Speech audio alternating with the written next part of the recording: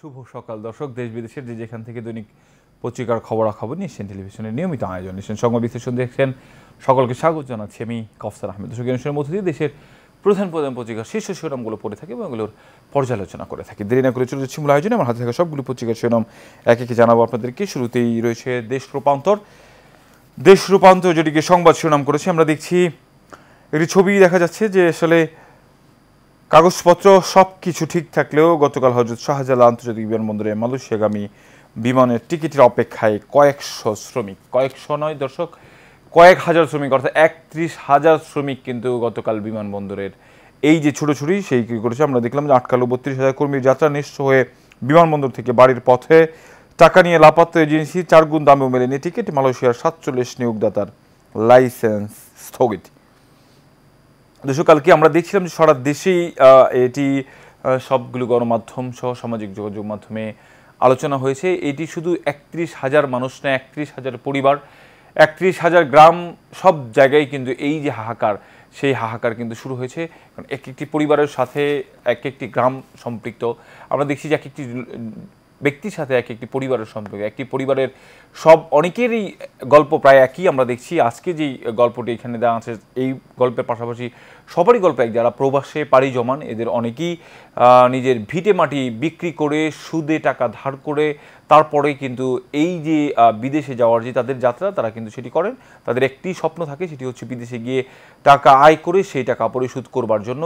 সেই রকমের ৩১,০০০ আমরা অনেকে দেখছি বিদেশে গিয়েও তারা সেই টাকা পরিশোধ করতে পারে না, ফলে ভিটেমাটি সবই কিন্তু সম্বলহীন, নিঃসম্বল হয়ে একেবারে তারা আবার বাড়িতে ফিরে আসেন। কিন্তু এইবার যে ঘটনাটি ঘটলো, তারা যেতেই পারলেন না। সব কিছু ঠিক থাকলেও, কাগজপত্র ঠিক থাকলেও শুধুমাত্র ফ্লাইট জটিলতার কারণে প্রায় ৩২,০০০-এর মতো যাত্রী কিন্তু মালয়েশিয়া যেতে পারলেন এবং মালয়েশিয়াতে কিন্তু বন্ধ করে দেওয়া হয়েছে সব দেশ থেকে এবং সব সোর্স থেকে। তাদের যে যাত্রী নেওয়ার, সেই যাত্রী নেওয়ার সব সোর্স থেকে কিন্তু বন্ধ করে দেওয়া হয়েছে। ফলে বাংলাদেশের যে ৩২,০০০ কর্মী রয়েছে, ৩২,০০০ কাগজপত্র রয়েছে, তারা আসলে কীভাবে কী করবেন সেটি আসলে নিয়ে এখন একটি ধোঁয়াশা তৈরি হয়েছে। দর্শক, একটি বিষয় সেটি হচ্ছে যে যেসব এজেন্সিগুলো এই যে মালয়েশিয়া যাওয়ার জন্য আমরা দেখি যে লোক নিয়ে থাকেন, সেই এজেন্সিগুলো কিন্তু লাপাত্তা হয়ে গেছে তাদের টাকা নিয়ে।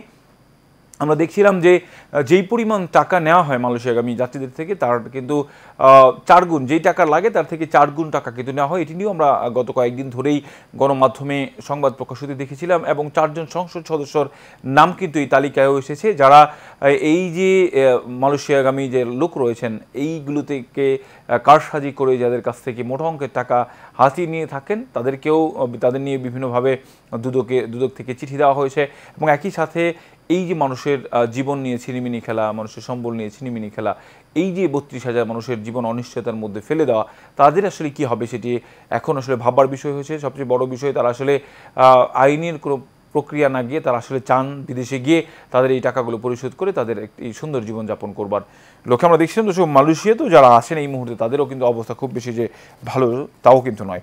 এর পাশে আমরা দেখছি বাজেট বাড়াবে আরও বোঝা, মূল্যস্ফীতির বাজারেও বাড়বে না করমুক্ত আয়সীমা, ভ্যাটের আওতা বাড়ছে, হার বেড়ে ১৫% হচ্ছে। মূল্যস্ফীতি নিয়ন্ত্রণে উল্লেখযোগ্য পরিকল্পনা নেই, মেট্রো রেলের ভাড়ায় গুনতে হবে ভ্যাট। দর্শক, অধিকাংশ পণ্য কিংবা পরিষেবা মূল্য বৃদ্ধির জন্য এখন আর জাতীয় বাজেটের উপর নির্ভর করতে হয় না। এমনিতেই আমরা দেখছিলাম যে সবগুলো পণ্যের দাম কিন্তু বেড়ে যায়। আমরা এবারে দেখছিলাম যে গতবারের বাজেটেও কিন্তু যে বিষয়টি উল্লেখযোগ্য ছিল সেটি মূল্যস্ফীতি নিয়ন্ত্রণ করা। এবারের বিষয়ে কিন্তু বাজেটের যে মূল পরিকল্পনা সেটি কিন্তু মূল্যস্ফীতি নিয়ন্ত্রণ। সেই মূল্যস্ফীতির যে বিষয়টি সেটি কিন্তু আমরা দেখছিলাম যে মূল্যস্ফীতি নিয়ন্ত্রণ করবার জন্য সরকার উদ্যোগ নিয়েছেন, আমরা সেই বিষয়টি দেখেছিলাম। কিন্তু মূল্যস্ফীতি আসলে খুব বেশি কিন্তু কমেনি, উল্টো মূল্যস্ফীতি বেড়েছে। আমরা দেখেছিলাম এইবারের যে বাজেট, সেইবার বাজেটেও কিন্তু মূল্যস্ফীতি নিয়ন্ত্রণ করবার জন্য খুব বেশি উদ্যোগ নেওয়া হয়নি বলে অনেক মাধ্যম থেকে অনেকেই বলছেন। তবে একটি বিষয় সেটি হচ্ছে যে আমরা দেখছি বেশ কিছু কারণে আইএমএফের যেই লোন রয়েছে, সেই আইএমএফের লোন পাওয়ার জন্য আইএমএফ কিন্তু কিছু শর্ত দিয়েছে, যেখানে যেসব পণ্যের উপরে, খাদ্যপণ্যের উপরে সাবসিডি দেয়, ভর্তুকি দেয় সরকার, সেসব সাবসিডি অর্থাৎ ভর্তুকি কিন্তু না দেওয়ার কথা বলছেন। সেক্ষেত্রে কিন্তু এইসব পণ্যের দাম আরও বেড়ে যাবে। এবং একটি বিষয় যেটি হচ্ছে যে আমরা সবসময় যেটি বলে আসছিলাম যে বাংলাদেশকে বলা হয় গণপ্রজাতন্ত্রী বাংলাদেশ সরকার, অর্থাৎ আরও সহজ করে যদি বলা যায় তাহলে হলো জনগণের সরকার, অর্থাৎ জনগণের ভোটে নির্বাচিত সরকার এবং জনগণের প্রজাতন্ত্র, জনগণের দেশ এটি। সেই দিক থেকে আসলে জনগণের উপরে আসলে এই কর আরোপ, নতুন করে খাদ্যপণ্যের উপর ভর্তুকি কমিয়ে দেওয়া এবং একই সাথে এই দ্রব্যমূল্যের দাম বেড়ে যাওয়া সেটি কিন্তু একটি বড় চিন্তার বিষয়। বিষয় ইতিমধ্যে আমরা দেখছি, ইতিমধ্যেই বাজেটের আগেই আমরা অনেক সময় বিগত বছরগুলোতে দেখেছিলাম যে বাজেট হওয়ার পরে দ্রব্যমূল্যের দাম বেড়ে যায়, কিন্তু এবারে কিন্তু বাজেটের আগে অনেক পণ্যের ইতিমধ্যেই দাম বেড়ে গেছে। ফলে মূল্যস্ফীতি নিয়ন্ত্রণ কীভাবে সরকার করবেন সেটি যদি বাজেটে উল্লেখযোগ্য না থাকে সেটি কিন্তু একটি ভয়ঙ্কর বিষয় দাঁড়াবে। আমরা সেই সংক্রান্ত সংবাদে দেখলাম দেশ রূপান্তর করেছে। ট্রাম্পের ভাগ্যে কি আছে, এটি গতকালকে একটি আলোচিত সংবাদ ছিল। অর্থাৎ যুক্তরাষ্ট্রের সাবেক প্রেসিডেন্ট ডোনাল্ড ট্রাম্প, মার্কিন ইতিহাসে কোনো প্রেসিডেন্টকে আসলে আদালতের এতগুলো অভিযোগে অভিযুক্ত হননি, তিনি হয়েছেন।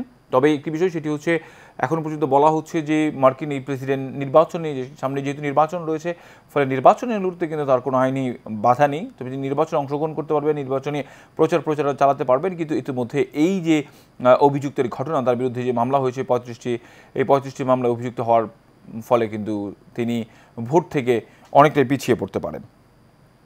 যুক্তরাষ্ট্রের চাপে দুর্নীতি বিরুদ্ধে বড় পদক্ষেপ, বেনজির ছাড়াও তালিকায় আরও নাম আসতে পারে বলে মনে করছেন আওয়ামী লীগ নেতারা। শিক্ষার্থীদের ফেলোশিপের টাকায় ভাগ বসাচ্ছেন শিক্ষকরা। ডক্টর মোমিন বললেন, পাসপোর্ট থেকে ইসরায়েল ব্যতীত শব্দবাদ দুঃখজনক।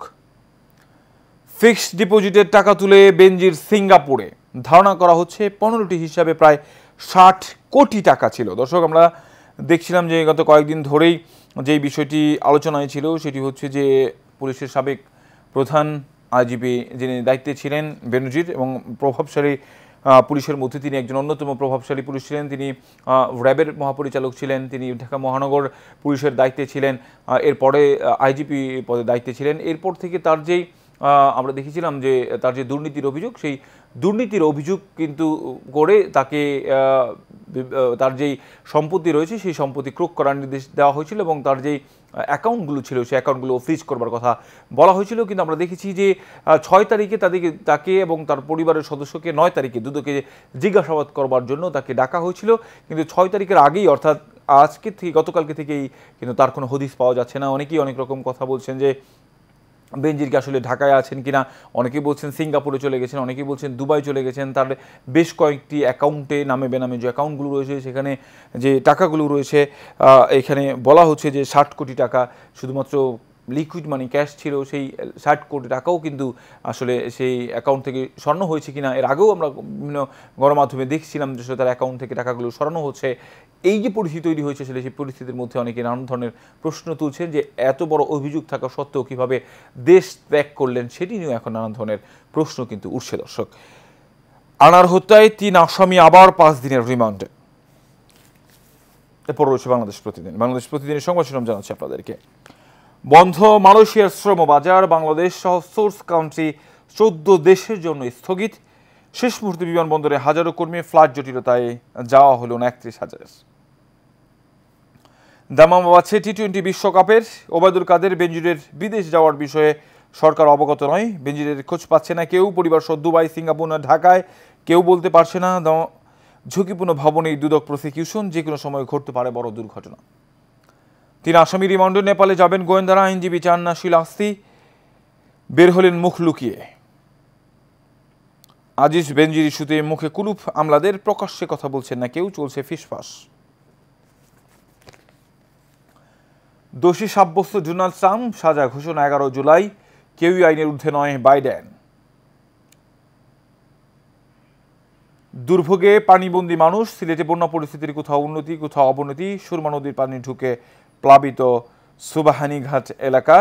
আমরা দেখছিলাম যে প্রায় ইতিমধ্যেই যে বন্যা দেখা দিয়েছে 24 ঘন্টায় সিলেটের 3টি উপজেলায় যে বন্যা, সেই বন্যায় কিন্তু 1 লাখ মানুষ পানিবন্দী হয়ে গেছে, এবং জেলা 8 উপজেলায় 6 লাখ মানুষের বেশি বর্তমানে পানিবন্দী হওয়ার অবস্থার মধ্যে রয়েছেন। দর্শক, এই যে সিলেটের যে পরিস্থিতি আমরা দেখছিলাম যে 2022 সালেও যে বন্যা পরিস্থিতি হচ্ছে, সেই বন্যা পরিস্থিতিতে সিলেটের সব কয়েকটি নদীর পানি কয়েক ফুট উপরে উঠে গিয়ে কিন্তু সেই সব এলাকা, যে নিম্ন অঞ্চল রয়েছে সেগুলো তলিয়ে গিয়েছিল। ফলে বড় ধরনের একটি ভোগান্তিতে পড়েছিলেন সিলেটবাসী। এবারেও যে হারে পানি বাড়ছে, এবং যেই বৃষ্টি মেঘালয় থেকে যে বৃষ্টি হচ্ছে, সেই মেঘালয়ের পানি যেভাবে সিলেটের দিকে নেমে আসছে, ফলে কিন্তু আরও বেশি ভয়াবহ বন্যার আশঙ্কা করছে অনেকে। দর্শক, আমার হাতের বেশ কিছু পত্রিকা রয়েছে, সেগুলো নিয়ে আলোচনা করবো বিরতির পর। এই মুহূর্তে নিয়ে পত্রিকা খবর নিয়েছেন টেলিভিশনের নিয়মিত আয়োজন, সংবাদ বিশ্লেষণের সময় হলে একটি বিরতির, ফিরছি কিছুক্ষণ পর, সঙ্গে থাকুন। বিরতির পর আবারও স্বাগত জানাচ্ছি দৈনিক পত্রিকা খবর নিয়েছেন টেলিভিশনের নিয়মিত আয়োজন সংবাদ অনুষ্ঠানের সঙ্গে আছি আমি কাউসার আহমেদ। দর্শক, এই মুহূর্তে আমার হাতে যে পত্রিকাটি রয়েছে দৈনিক ইত্তেফাক। দৈনিক ইত্তেফাকের সংবাদ শিরোনাম জানানোর আগে দর্শক আপনাদেরকে একটি বিষয় জানাতে চাই। আজকে যে দৈনিক ইত্তেফাক পত্রিকার প্রতিষ্ঠাতা সম্পাদক তফাজ্জল হোসেন মানিক মিয়া, সেই তফাজ্জল হোসেন মানিক মিয়ার ৫৫তম প্রয়াণ দিবস। ১৯৬৯ সালের ১ জুন ৫৮ বছর বয়সে পাকিস্তানের রাওয়ালপিন্ডিতে শেষ নিঃশ্বাস ত্যাগ করেন ক্ষণজন্মা এই সাংবাদিক। দর্শক, আমরা জানি যে আসলে পত্রিকা যে একটি দেশের ফোর্থ পিলার যাকে বলা হয়, অর্থাৎ একটি গণতান্ত্রিক দেশে ৪টি পিলার উপর ভিত্তি করে যে গণতান্ত্রিক কাঠামো গঠিত হয়, সেই একটি কিন্তু প্রেস, সেই প্রেসের যে অধিকার, মানুষের অধিকার তুলে ধরবার যেই প্ল্যাটফর্ম, সেটি হচ্ছে এই সাংবাদিকতা অর্থাৎ পত্রিকা। আমরা বলি যেটিকে প্রিন্ট মিডিয়া, ইলেকট্রনিক মিডিয়া, যেভাবেই বলি না কেন।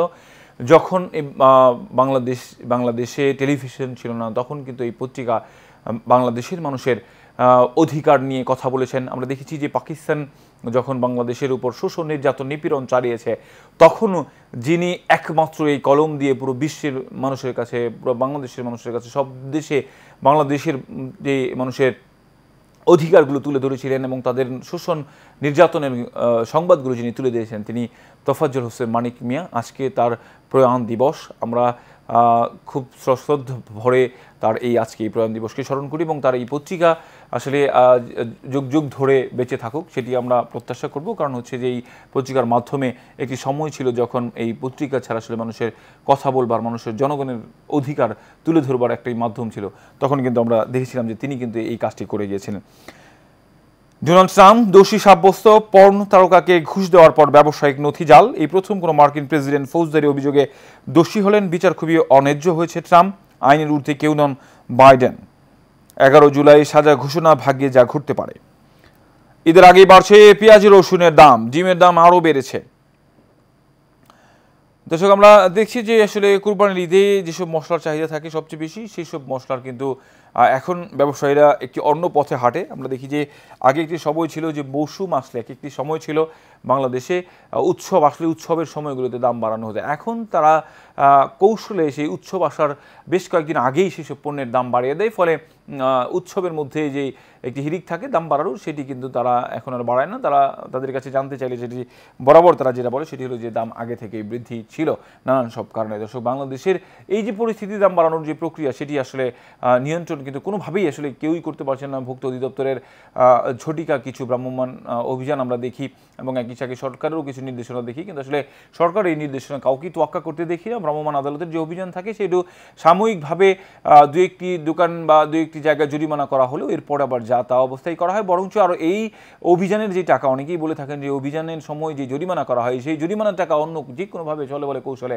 আরও গ্রাহকদের পকেট থেকে সেগুলো কেটে নেবার চেষ্টা করেন যারা ব্যবসায়ী রয়েছেন তারা। ফলে এই যে অভিযানগুলো রয়েছে সেগুলো করে আসলে কতটুকু লাভ হয়, আইন করে আসলে কতটুকু লাভ হবে এবং এই আইনের বাস্তবায়নই বা কতটুকু হচ্ছে, সেটি একটি দেখবার বিষয় কিন্তু দর্শক হয়েছে। আমরা দেখছি নিচে আমরা সেই একই ছবি দেখছি, বিমানবন্দরে হঠাৎ ভিড়। মালয়েশিয়া যেতে গতকাল শাহজালাল আন্তর্জাতিক বিমানবন্দরে শত শত মানুষের ভিড়। এদের কেউ কেউ গত ৩ দিন ধরে অপেক্ষা করছে, অনেকের কাছে উড়োজাহাজের টিকিট পর্যন্ত ছিল না। এমপি আজিম হত্যাকাণ্ড, সিয়ামকে ধরতে নেপালে যাচ্ছে পশ্চিমবঙ্গ সিআইডির টিম। মালয়েশিয়ার শ্রমবাজার ফের বন্ধ, ৩১,০০০ বাংলাদেশির যাওয়া অনিশ্চিত।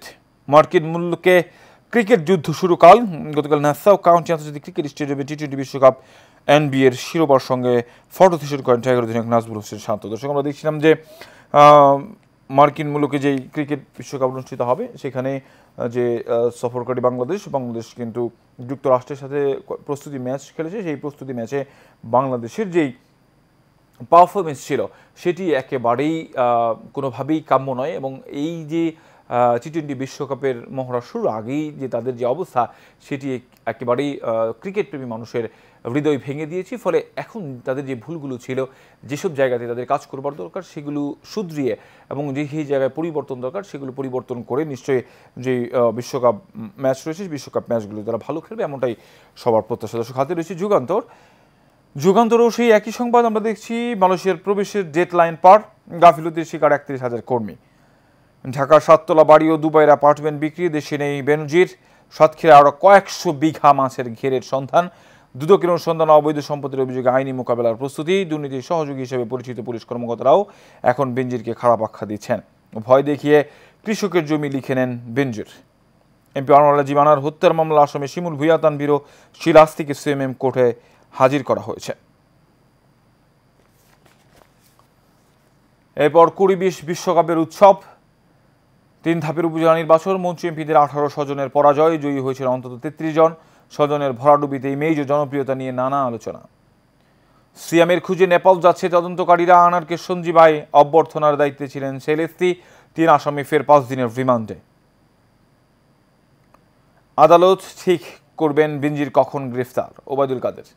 ক্ষতিগ্রস্ত অর্থনীতি পুনরুদ্ধারে পূর্বাভাস মিলছে না, বিভিন্ন খাতে লক্ষ্যমাত্রা অর্জন থেকে বহু দূরে। এরপর রয়েছে কালের কণ্ঠ।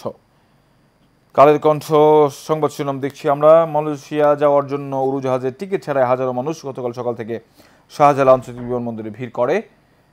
বঞ্চনায় শেষ মালয়েশিয়ার স্বপ্ন। বেনজিরের সম্পদের খুঁজে বিদেশি চিঠি, বেনজির এখন কোথায়? যুক্তরাষ্ট্র, কানাডা, সংযুক্ত আরব আমিরাত সহ কয়েকটি দেশে আর্থিক গোয়েন্দা সংস্থার কাছে চিঠি পাঠিয়েছে বিএফআইইউ। এমপি শফিকুরের অভিযোগ, জোর করে সিটিজেন টিভির শেয়ার কেড়ে নেন বেনজির। বেনজির কখন গ্রেপ্তার হবেন তা মামলার পর আদালত ঠিক করবেন। এরপর দেখছি আওয়ামী লীগের প্রতিবাদ, 148 ফেসবুক অ্যাকাউন্ট পেজ বন্ধ। $700 কোটি ফেরত আসেনি, রপ্তানি পরিসংখ্যান গরমিল। ঋণের টাকার জন্য দর্শন, 20 প্রাণে গৃহবধূর মৃত্যু। জালিয়াতির মামলায় দোষী সাব্যস্ত, ট্রাম্পের রাজনৈতিক ভবিষ্যৎ নিয়ে প্রশ্ন। কিডনি চিকিৎসায় ব্যয় আরও বাড়বে। আদালতে ডিবির প্রতিবেদন, এমপি আনার খুন শাহিন শিমুলের পরিকল্পনায় এক লড়াকু শিল্পীর চিত্রশালা।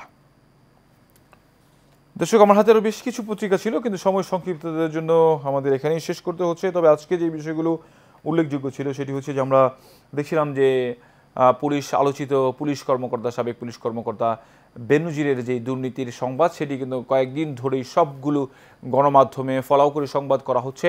বিশেষ করে পত্রিকাগুলোতে একেবারে প্রথম পেজে বড় করে তার ছবি সহ বিষয় সব পত্রিকাগুলোতে সংবাদ ছাপানো হয়েছে।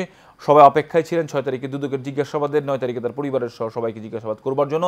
এর আগেই অনেকেই আলোচনা করছিলেন যে তার অ্যাকাউন্ট থেকে টাকা সরিয়ে নেওয়া হচ্ছে, কিন্তু গতকাল থেকে যেটি এখন আলোচনায় রয়েছে সেটি হচ্ছে অ্যাকাউন্ট থেকে টাকা সরানো নয়, বেনজির নিজেই দেশ থেকে সরে গিয়েছেন কিনা বা তিনি এখন কোথায় রয়েছেন সেটি কিন্তু আসলে কেউই এখনও পর্যন্ত জানে না। তার এখনও পর্যন্ত কোনো খোঁজ পাওয়া যাচ্ছে না, সে এখন কোথায় রয়েছে, কীভাবে রয়েছে সেটি কিন্তু আসলে এখন জানা যায় কিনা, বা তার যেই সম্পত্তিগুলো রয়েছে সেই সম্পত্তি যে তার টাকাগুলো রয়েছে সেগুলো আসলে কীভাবে কোনোভাবে বিদেশে পাচার করা হয়েছে কিনা, বিদেশে তার কী কী সম্পত্তি রয়েছে সেগুলো জানবার জন্য বিদেশে চিঠি দেওয়া হয়েছিল, কিন্তু সেগুলো সব সংবাদ প্রকাশ হওয়ার আগেই, সেগুলো জানার আগেই তিনি কিন্তু বিভিন্ন গণমাধ্যমে প্রকাশ করা হয়েছে তিনি লাপাত্তা হয়ে গেছেন। কোথায় রয়েছেন তার কোনো হদিস এখনও পর্যন্ত মিলছে না। দর্শক, আমরা একেবারে শেষ মুহূর্তে চলে এসেছি দৈনিক পত্রিকার খবরাখবর নিশ্চয় নিয়মিত আয়োজন সেই সংবাদ বিশ্লেষণের সঙ্গে একেবারে শেষ মুহূর্তে শেষ করতে হচ্ছে এখানে। আগামীকালকে দেখা হবে একই জায়গায় একই অনুষ্ঠানে। তখন পর্যন্ত ভালো থাকবেন, সুস্থ থাকবেন। ধন্যবাদ সবাইকে।